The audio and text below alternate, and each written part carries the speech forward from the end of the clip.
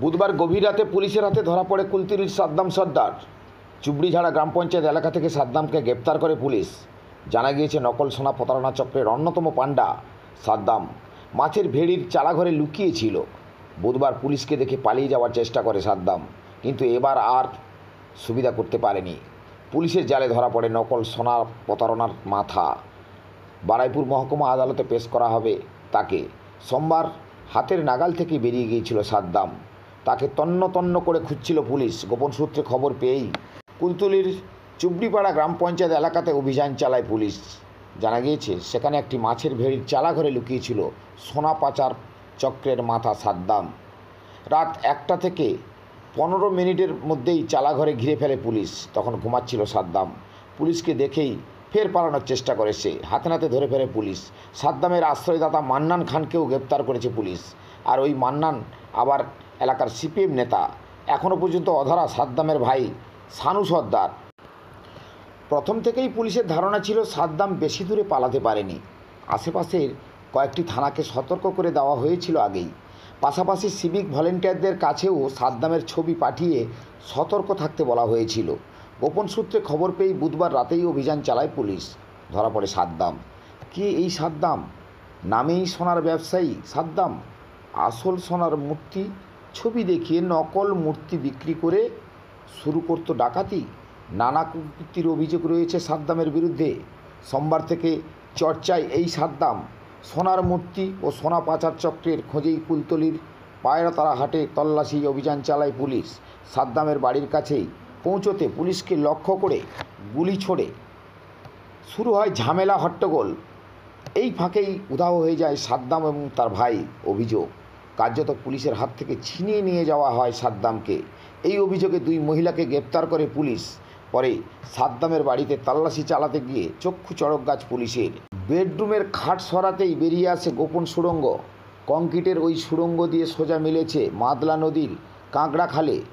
তদন্তে এখনও পর্যন্ত জানা গিয়েছে বিগত 15 বছর ধরে নকল সোনা বিক্রির ব্যবসা করত সাদ্দাম। সোশ্যাল মিডিয়ার মাধ্যমে মূলত নকল সোনার মূর্তি বিক্রির টোপ ফেলত।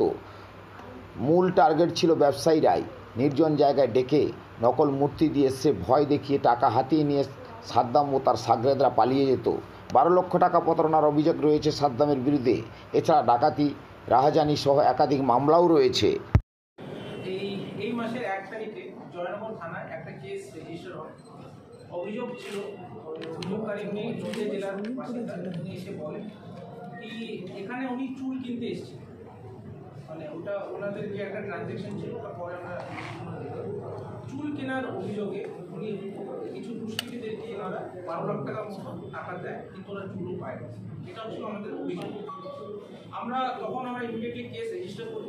আর কারা কারা ছিল এর সঙ্গে এরা যেটা করেছে আমরা ওটা ইনভেস্টিগেশন করে আমরা কিছু নাম বেস্ট অন দ্যাট আমরা বিভিন্ন জায়গায় গত 15 দিন ধরে আমরা রেড করি। শেষে 15 তারিখে সকালবেলা আমাদের কাছে একটা খবর আসে যে ওদের মধ্যে সাদ্দাম সর্দার বলে এক দুষ্কৃতী ও আমরা হদিশ পাই। আমরা যাই জালাবেরিয়া 2 কুলতলি থানার আন্ডারে আমরা লোকেশন পাই। আমরা গিয়ে ওখানে রেড করি। রেড করার পর ওকে আমরা আটক করি। যখনই আমরা ওখানে আটক করি তখন ওখানকার কিছু লোক, ওরই ভাই সাইডুল বলে একজন, ও ওখানে বেরিয়ে আসে। ওখানকার কিছু মহিলারা বেরিয়ে আসে, না ওয়াইফ বেরিয়ে আসে। আর আমাদের পুলিশের অ্যাকশনে ওনারা বাধা দেয়। পরবর্তীকালে শহীদুল নিজের বাড়ির থেকে একটা আর্মস বের করে পুলিশে ডাইরেক্টলি দেখি চমকায় আর একটা ফায়ারও করে। আর ফায়ার করার পরে ওখানকার সব লোকজন মিলে এই সাদ্দাম হোসেন যাদেরকে আমরা আটক করেছিলাম ওদেরকে ওখান থেকে আমাদের কাছের থেকে তুলে নিয়ে চলে যায়। পরবর্তীকালে আমরা ওখান থেকে অন দ্য স্পট 2জন মহিলাকে অ্যারেস্ট করি। আর এটার জন্য আরেকটা কেস রেজিস্টার করা হয়। আর আমরা আবারও তদন্ত করি, আবার এদের ওয়্যারহাউস খোঁজা শুরু করি। ইনভেস্টিগেশনে যাওয়া পাওয়া যাচ্ছিল কি এদের একটা বড় গ্যাং আছে, যেটা শুধুমাত্র চুল না, বিভিন্ন আলাদা আলাদা মোডাস অপারেন্ডি আছে। এক হচ্ছে পুরনো নকল সোনা বিক্রি করার একটা এদের চক্রান্ত আছে।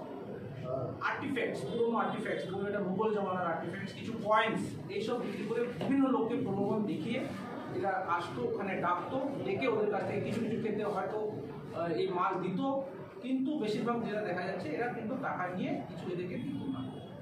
আমরা ফাইনালি কালকে একটা খবর পেয়ে পরশুদিন 16 তারিখে আফতাবুল সর্দার বলে একজন আছে, ওকে আমরা অ্যারেস্ট করি। আর গতকাল রাত গভীর রাত 1টার সময় আমরা রেড করি।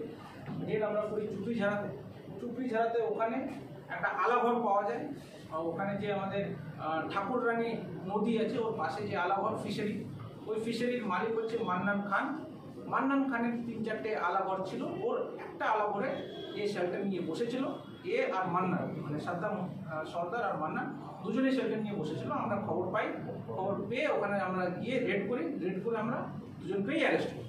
এই দুজনেরই ক্রিমিনাল ইনসিডেন্টস আছে। আর ফাইনালি আমরা যেটা করেছি, এদিকে এখন টোটাল এই কেসে 5 জন আমরা অ্যারেস্ট করেছি। আজকে খবর করে আলটিমেটলি আমরা এই মেইন যে মাথা সাদ্দাম সর্দার, একে আমরা এখনো অ্যারেস্ট করতে পারলাম। আর এখন যেটা শরীর যে আছে এখনো পলাতক আছে, আমরা চেষ্টা করছি যত শীঘ্র হোক আমরা একে অ্যারেস্ট করব। স্যার, প্রথম প্রশ্ন, এই গ্রেফতার করানো কি জয়নগরের কেসটা নাকি আপনাদের উপর হামলার কেসটা? দুটোই। জয়নগর কেসে সাদ্দাম সর্দার একজন আসামি ছিল, ওকে আমরা জয়নগর কেসে অ্যারেস্ট করেছিলাম।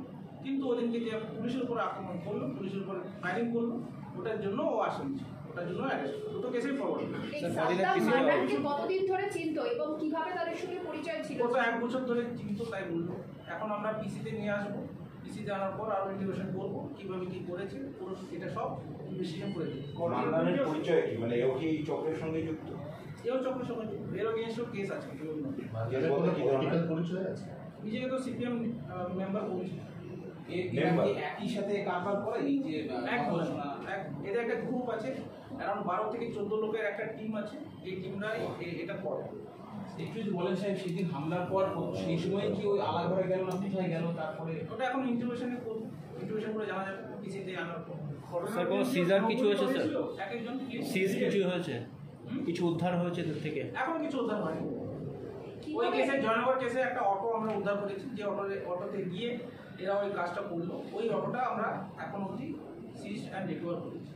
এখন আমরা ওদেরকে পিসিতে নিয়ে আসি, পিসিতে আনার পর পরবর্তীকালে ওদের যে পুরো মোডাস অপারেন্ডিটা কি আছে, কে ছিল আরো, আমরা এটাকে আরো ক্ষতি দিই। বাড়িতে সুড়ঙ্গ কেন করেছিল?